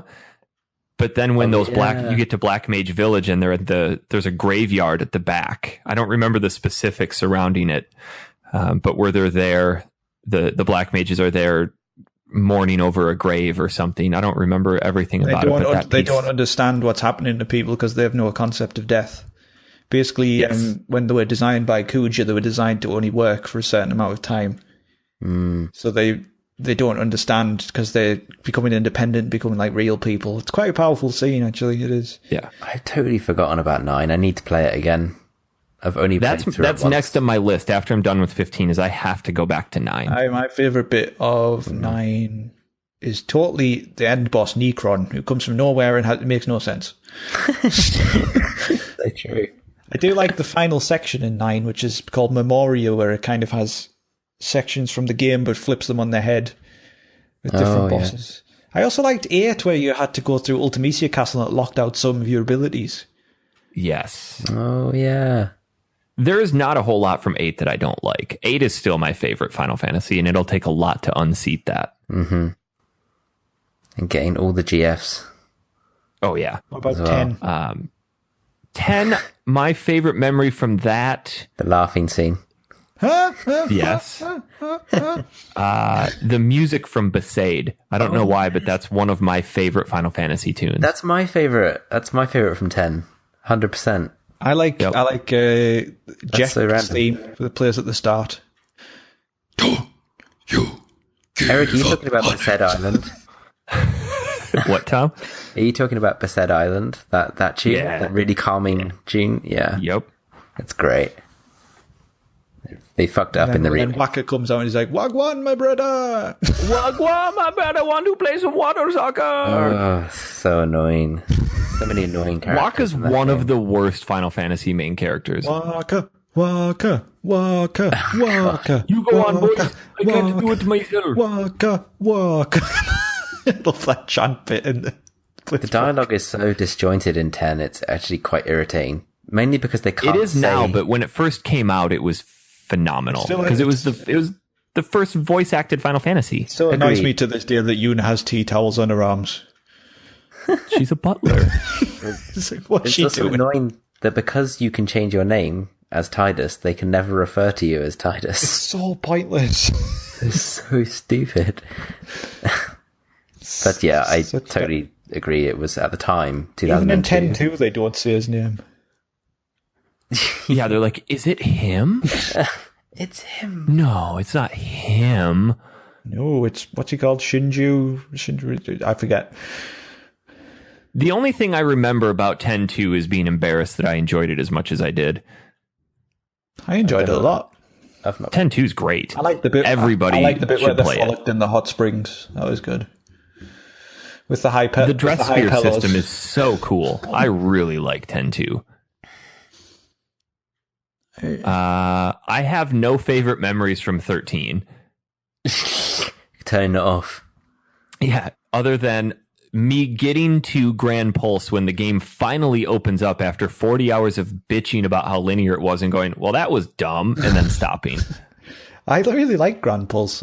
There's a lot to that.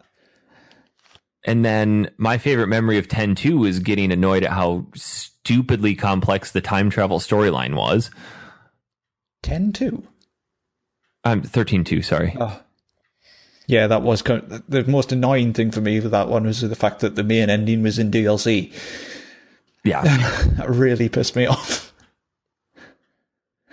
13 is just a colossal mar in the Final Fantasy pantheon. I don't know what they were thinking with that game. Somehow it got 3 games.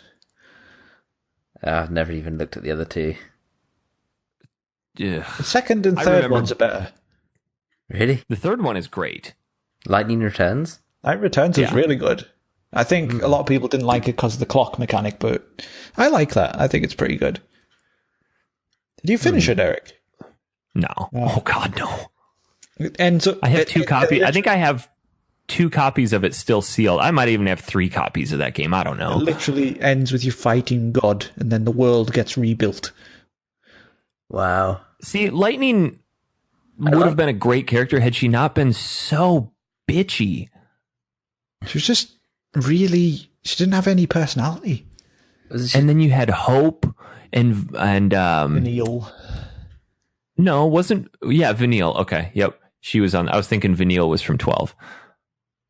No, Vanille is 12. No, she's 13.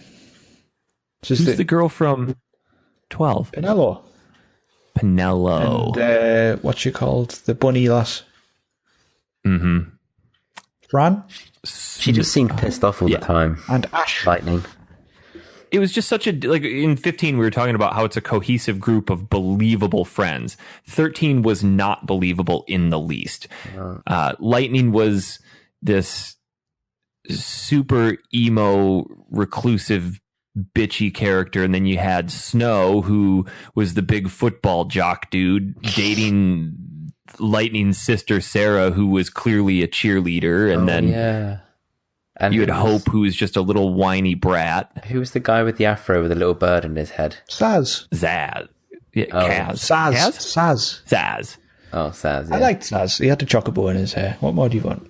Oh, the little chocobo, that's it. The chocobos in 13 were weird. They had big ears. Yeah. Like spaniels. It's just strange. Favorite memory from 12? The monster hunting side quests, without a doubt. Yes. Always. So much. And then so anything much with Balthier. Balthier is the best. Yeah, I quite liked him. Van's weird chest, which looks like he's far too skinny. I don't remember that. I don't make a habit of looking at it was meant to be dude's muscles, chest. but it just looked odd. Van. I'm going to search Van chest and see what comes up. Oh, yeah. Ooh. See? Ugh. Looks like he's wearing a training bra. Right. I have to say 12 storyline made no sense as well, so... But 12 was like the epitome of Final Fantasy stories, just purely political, really convoluted, to the point of Final Fantasy Tactics, which, by the way, is incredible. Never played that one. That one you can easily dump 100 hours into it. Yeah, I've heard that's a very good one. I tried it on PSP, but I just couldn't get around I didn't enjoy the battle system because every battle took about 25 minutes. Oh, in the beginning, by the end, some of them are 2 hours. My God. Oh, God. Yeah. But you can unlock other Final Fantasy characters, like you can recruit Cloud and... Nice. Oh, really? You guys played World of Final Fantasy yet? I've asked for that for Crimbo. We tried the demo, didn't we? Yes, it's Final Fantasy Pokemon. Got you. You can put monsters on your head. I think I'm going to get that on Vita. Yeah, me too. It's a good when it's price dropped. I can't imagine it'll be very expensive for very long. Any other Final Fantasy thoughts, gentlemen? Get it? Get it? Get all of them? Buy them all. Take out a loan. Buy them. Should we see if we have any emails? Ideally. factorysealed@manatank.com, or you can drop them to us on Facebook. We have another one from my good friend Scott Girardi. God. He writes, "Good morning, afternoon, all at Manatank or Factory Sealed. First off, your show is still going strong, which is nice to see. I still listen every morning on my 2-hour drive to Red Wing, Minnesota. Eric will know where that lays on the world map.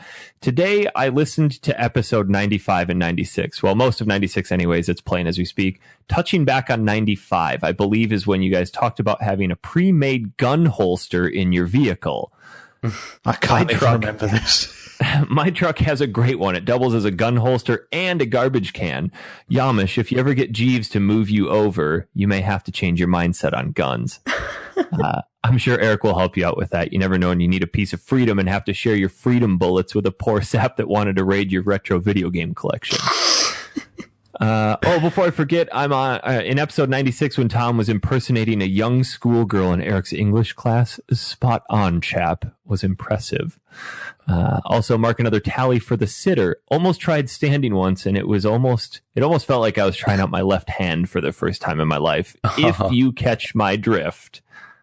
And then he put a picture of a dick. Excellent. Wow. Oh, God. As for a game, I remember growing up playing Contra. It's been since my childhood since I played it, but it was a gem. Have you guys covered this game at some point? And if not, do you plan on it? You should. It would be great to hear how it aged and have you crap all over my childhood memories. Keep up the good work, guys. It's always a pleasure. P.S. Oh, he attached a picture of his gun holster, and it's very blurry. I'll send it to you, but he says, P.S. I borrowed Dan's steady hand to take that pic. Brilliant. I'll see if I can drop this to you in the Das Est email and Z's. We say some serious crap, don't we? I completely forgot about some of those things. I think 95 was when I was in Australia because you did night crap. Oh, yeah. There, I sent the picture for you to see where his gun is in his truck. We talked about firearms. Well, I think that's where that one guy got really pissed off at me for defending my thoughts on if somebody broke into my house. Yeah, let's not go down this path again. Well, that is an impressive gun holster, though. I mean, you can get that straight out of there. Yeah. Could you get a BFG in it? I'm sure you could at some point. Cool. I think that's the only email we have. I wouldn't try and steal his car. Oh, no. Certainly not. Certainly. Nice. If you want to send us an email, factorysealed@manatank.com or on our Facebook page, which we have actually made easier to remember than a random string of numbers.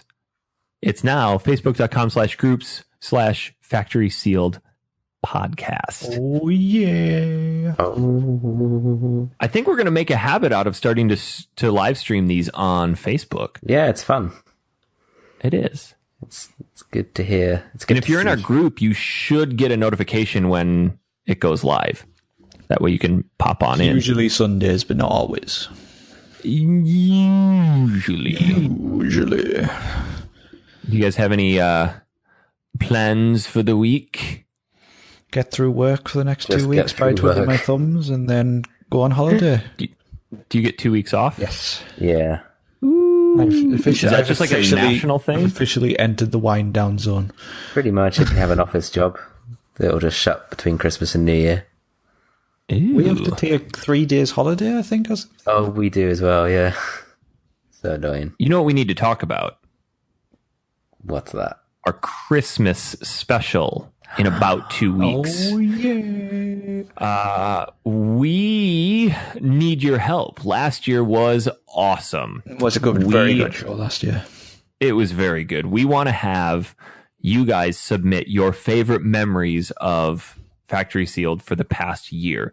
Because Lord knows we talk about a lot of shit. Half of which we don't even remember shortly after the show is over. As is referenced by a recent quote that Ryan Reynolds posted of mine, quote, "There's a wide variety of nipples." I don't remember saying that. I don't remember what it was in reference to, but clearly it stuck with Ryan. I don't remember that either. No. But we need you to submit your favorite memories. You can do it via an email. You can put your comment on our Facebook post that's pinned to the top. Or if you want, you can record something and send it to us. We will insert it into the show. Using magic powers. Using magic powers. Power technology. And have a good Christmas show. I love the Christmas show. I've been thinking back on some of our favorite memories of this year, and it's wild. We should also do our favorite games of 2016 as well, sorry. Oh, yeah. The Eric's finest electronic merriments of 2016. Yep. Have to get an article out there. We'll do our once-a-year article. Yeah. If we could wrangle Jess to do one, which is unlikely. The second article. She did one last year. She had a picture of Rob Ford for the title. Oh, yeah. Yeah. So that's that. We will be doing that. Christmas actually falls on a Sunday, so I don't think we're going to try to record on that day. No, we're not. We'll probably be recording a few days before, maybe a couple days after, like the 26th or 27th. Guys. Won't be the 26th because that's my birthday. Guys. Hello. What are we playing for next week? I don't know. Now that we've all had enough time to Final Fantasy 15. digest Final Fantasy. Let's look at the schedule. What do we have on the schedule? Are we going to play that, is it called Maniac Mansion? Oh, yeah. For the NES? Yeah, let's do Maniac Mansion for next week. Okay. That's short. Cool. 'Tis short, because then we can still play Final Fantasy and not feel too bad. Good. Excellent. If you have any other suggestions for games you want us to play, please let us know, because our schedule's running thin. Because we haven't done it. Yeah, that's true. Oops. Good Lord. We've done almost 41 episodes this year. That's not bad going. No, not at all. Daniel. Jess has been on one.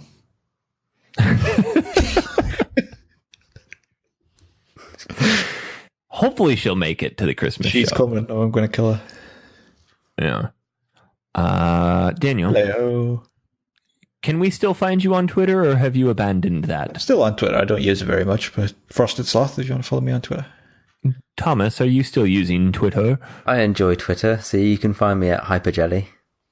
Oh, good. You can find me at Honest Pizza, but we prefer if you communicate with us on our Facebook page, facebook.com/group/Factory Sealed Podcast. Yes. Get your weekly fix of stupid. And Share some pictures. Jess put out a video, a live streaming video of do you stand or sit to wipe? And the sitters resoundingly won. So Makes it sound like she put out a video of herself demonstrating it. I mean, I don't know if she didn't. And let us I know hope what you not. think of the show on iTunes.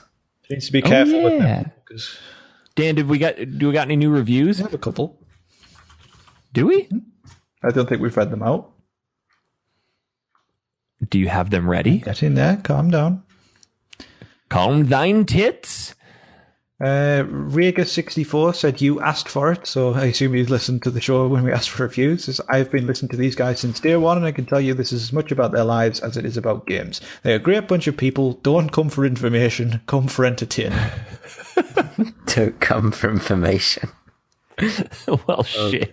That 5 right. stars. And we have another one by NeoSolid22, brackets Chad, which I assume is Chad Hager. He says, fun and hilarious, thought-provoking, insightful, sentimental, a deep study of gaming. That is not this podcast. If I want that, I have plenty of other places to go. What is this podcast? It is a group of 4 friends who get together to have fun and discuss gaming topics in one retro game per week. Do they always stick to gaming? No. But their topics are always fun to listen to and their segues are flawless. Thanks to Eric. Segway! The team of Eric, Jockbuns Dan, Smooth Area Tom, and I may have played that game Jess bring a friendly and fun mood to every episode. Their chemistry is amazing and you really feel like you are right there with them every time, which for me is a big part of the appeal. They are also very interactive with the community, adding to the listening experience as you can truly feel a part of their community and that they care for their audience. Oh, that's nice. Aw, ditto. They are all truly interesting to listen to and have good taste in games, except Dan, who dislikes Link to the Past. Get wrecked. The podcast is not all gaming talk all the time, but doesn't have to be, as they bring a lot of laughs to any topic, and don't worry about the inside jokes, you will be laughing at them in no time. If you're looking for a fun and funny gaming-related podcast, check it. You will not be disappointed. Nice. That's very nice. Thanks, Thank you, Chad. And you now have 120 episodes to get through at an average 2 hours apiece. Good luck with that. Yeah. Scott started at 45 about a month and a half ago and is just now getting up to 100 or That's so. the episode I started on. Wow. Yeah.